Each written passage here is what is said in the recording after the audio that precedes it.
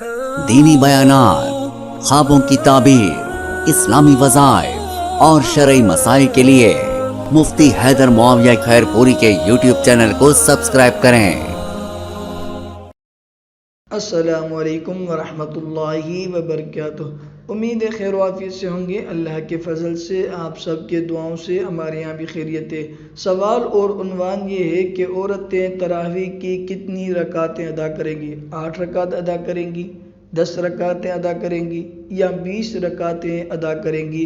इसकी वजाहत मतलूब है। इसी तरह अगर एक औरत हामिला है या बीमार है तो क्या वो बैठ कर तरावीह की नमाज अदा कर सकती है, या कोई उज़र नहीं है, बग़ैर किसी उज़र के औरत तरावीह की नमाज बैठ कर अदा कर सकती है या नहीं कर सकती?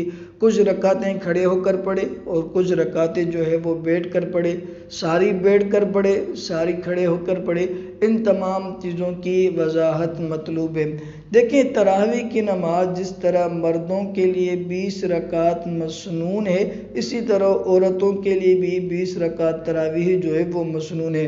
मर्द हजरात जमात के साथ मस्जिद में जो है वो तरावीह की नमाज अदा करेंगे, औरत जो है वो घर के अंदर अकेली तन्हा नमाज पढ़ेगी और 20 रकात ही पढ़ेगी, 20 रकात से कम रकातें तरावीह नहीं अदा करेगी।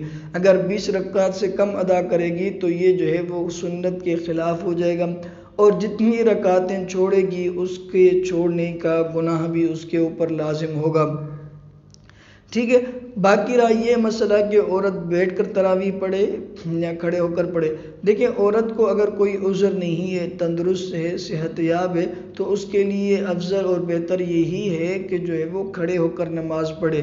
ठीक है, मुस्तहब तरीका यही है कि औरत खड़े होकर नमाज पढ़े। हाँ, अगर कोई उज़र है, ठीक है, कोई बीमारी है या कोई औरत हामिला है, हमल की वजह से उसको खड़े होने में तकलीफ़ है, तो वो बैठ कर तरावीह की नमाज अदा कर सकती है। चाहे फिर जो है वो सारी रकातें जो है वो बैठ कर अदा करे, या कुछ रकातें खड़े होकर अदा करे, या कुछ रकातें बैठ कर अदा करे, ये उसके लिए दुरुस्त है, बशर्ते कि कोई उज़र हो। बग़ैर उज़र के तरावीह की नमाज बैठ कर अदा करना ये बेहतर और अफजल तरीका नहीं है। अल्लाह से दुआ है अल्लाह रब्बुल इज़्ज़त आपके लिए, हमारे लिए, पूरी उम्मत के लिए आसानियाँ फरमाए।